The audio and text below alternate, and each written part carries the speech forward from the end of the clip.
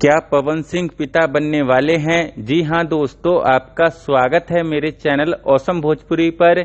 Video को पूरा देखिएगा। वीडियो पसंद आए तो वीडियो को लाइक और चैनल को सब्सक्राइब कीजिएगा।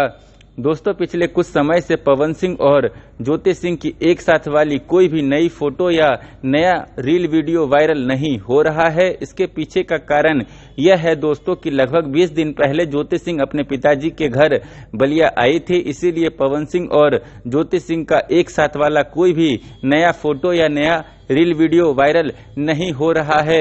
दोस्तों, पवन सिंह और ज्योति सिंह का रिश्ता बिल्कुल ठीक चल रहा है, जिसकी जानकारी दोस्तों लगभग 20 दिन पहले पवन सिंह के ससुर ने एक इंटरव्यू के दौरान दिया था।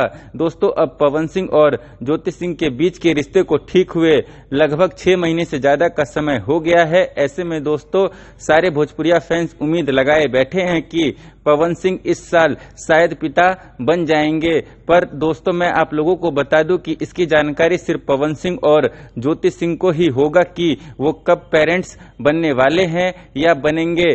पर अभी तक कोई भी ऑफिशियली जानकारी नहीं आई है कि पवन सिंह पिता कब बनने वाले हैं। दोस्तों, आप में से कौन कौन से भाई लोग चाहते हैं कि पवन सिंह जल्द से जल्द पिता बने? कमेंट करके जरूर बताइएगा।